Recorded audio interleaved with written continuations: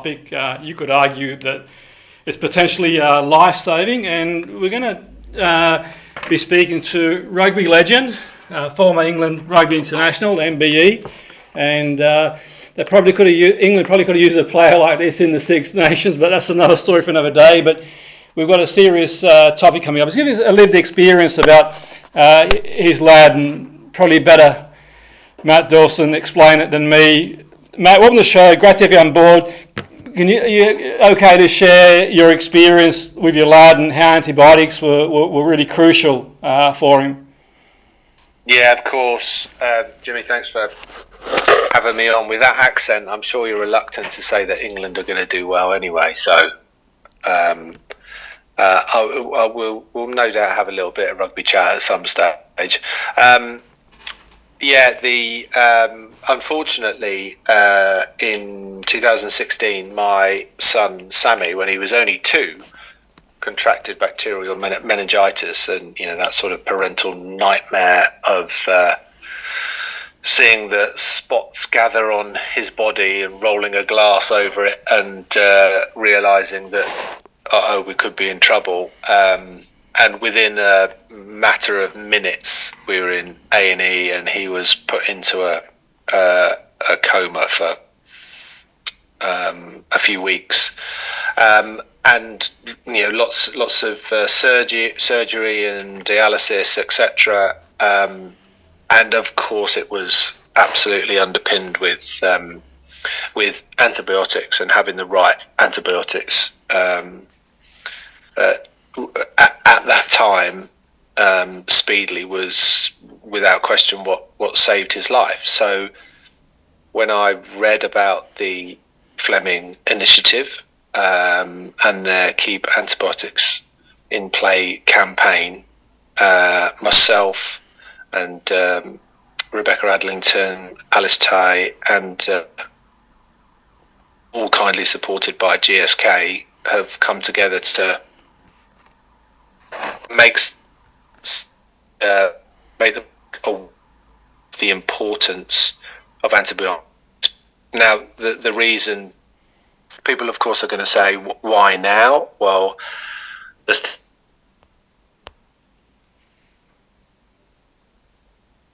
that unfortunately bacteria are building sort of resistance to antibiotics due to the overuse and misuse of antibiotics, and if it continues to trend in the way that it is in the not too distant future, we are going to find ourselves in a very tricky position where tens of millions of people are going to lose their lives because, quite simply, the antibiotics are not going to be effective enough. And if you put that in perspective of all those routine surgeries, cancer treatments, childbirth, wherever we look day to day, there are very, very important procedures going on that need antibiotics to be working. And so we absolutely have a responsibility to make sure that we are helping the medical industry, and the Fleming initiative and the Keep Antibiotics in Play campaign are here to do that. Yeah, no, so it sounds like a great initiative, Matt, that's for sure. And anecdotally, based on my own experience, I think that, certainly the GPs are credit to them, they are sort of reluctant at times, even if, from my own experience, gone in, maybe a graze on a leg from falling off a bike or something like that, and don't need antibiotic, and they always, I think, assess it thoroughly, at least in my experience. But I think your experience there highlights how important it is to get that medical assessment. Every minute's crucial, Matt, would you say, in these situations? Every minute to get assessed professionally to make a decision to administer the antibiotic can be crucial. Yeah, and of course there are many different levels of emergency, with lots of different types of uses for antibiotics. But we all have our own experiences. Yes, mine in this case was very dramatic, very severe, consequences high, and a type of disease that a lot of parents particularly would be very wary of. But it's also the more sort of day-to-day, week-to-week use of antibiotics that we have to be really careful about. And just the general understanding of what antibiotics do.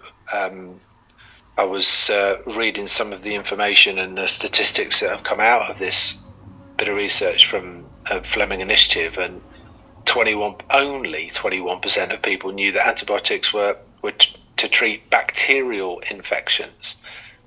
That's quite a scary thought. That's such a small number. Now, that's part of our education to understand that they're not for viruses, it's for bacterial infections. When you do get antibiotics, you make sure you finish the course and you don't get lazy or sidetracked because you're feeling a little bit better, and therefore stop the course, but you finish them. You don't save the antibiotics or share them with somebody else because they're feeling a little bit ill and can't be bothered to go to the doctor. All of these types of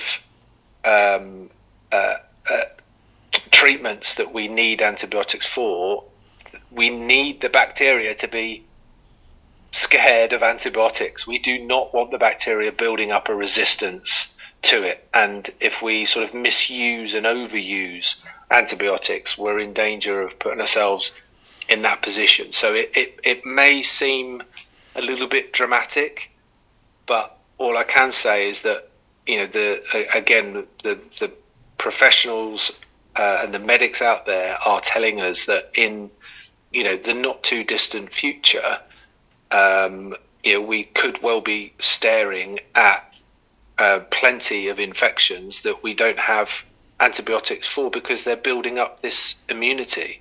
Yeah, and absolutely, Matt. I've sort of seen that research around that too, and that's sort of frightening to think that that could be the case. To be fair, I think that you made a really good point there. That sort of, I'm no medical expert to be fair, but sort of that distinction, and certainly from my own experience, the GPs are always quite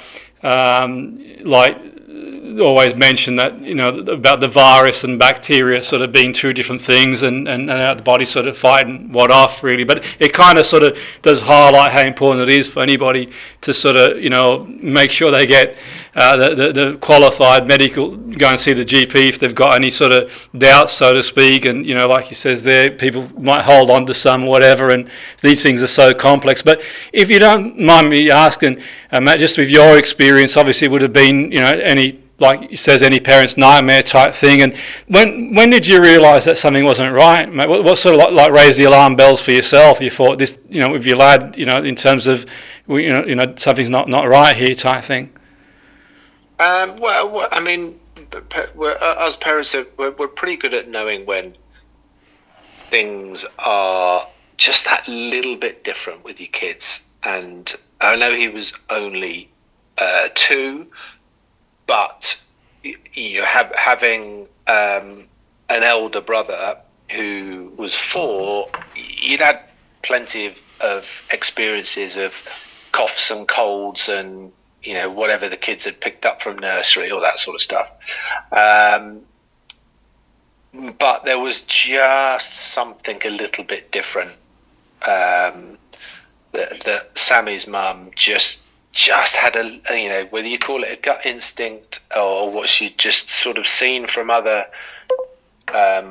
experiences, she was just like, this isn't right, this isn't his character when he's poorly, there's something really not quite right. And so we phoned up our GP, and quite rightly he said, listen, let's just get yourself to A&E now. Now we're half an hour away from A&E, and by the time we got to A&E, we knew that we'd made the right decision, because he was in a lot of pain. He was vomiting. it was very obvious that there was a rash on his body, etc., and we needed some drastic help. So by the time we got to A&E, actually, the people at Chelsea and Westminster, saw it straight. He was rushed away and administered antibiotics immediately, and we didn't see him for another 3 weeks. So yeah, I mean, it's so to answer your question, there wasn't. I think it was a bit of parental instinct. There was a bit of common knowledge, common sense, and you go through those procedures that you have read about or listened to on radio or seen on TV. But it was it was a very, very scary moment. It's still scary to think about and talk about, but thankfully, because of the antibiotics and the amazing people that we had around us, he's around kicking a football around and enjoying the sunshine. That's good to hear, Matt, that he managed to make that sort of recovery, and definitely I think the awareness needs to be out there, and sort of like, if anyone listening in wants to read more about the sort of the report, the research, Matt, is there anywhere they can go to have a look for themselves? And I'll certainly check it out myself in more detail as well. Yeah, cool. Of course, Jimmy, and I appreciate you giving us the opportunity to give the website. It's fleminginitiative.org. Then /play. That will have all the information around this Keep Antibiotics in Play campaign, and we'll be able to direct you in any way that can help you further. No, that's brilliant. And I mean, time's sort of getting the best of us, man. I can't let you go without asking you, England rugby, very talented players. Where do they go from here, Matt? What's your sort of take on it in a nutshell? Will they sort of, I mean, they were looking good a year or so ago, but the Six Nations didn't seem to go well. And what do you think the future is for the team now? I'm a little bit more sort of bullish than most. I think obviously the Six Nations, the results did not go well, but I think it was a good time for them to play like that and to realise after such a fantastic year, and then they slightly tweaked their sort of general MO, which didn't work. And then by the time France came along in the last game of the season in Paris, they realised that they had to go back to how they were playing a year ago, and the players took ownership, and they had to step up and start playing a slightly different style of rugby, which you look at the Gallagher Prem final last week, the way that Northampton and Exeter play, it probably the way forward generally for rugby, and I think England realised that again. I think they'll be putting the Six Nations behind them. That's probably going to be the media dragging it up that it was their worst Six Nations ever, etc. But from the players, been nothing forward to go back of that France game. They competed into the champion. They are back up months ago. It will be. I think it would be a surprise. I would be expecting and they can G and up.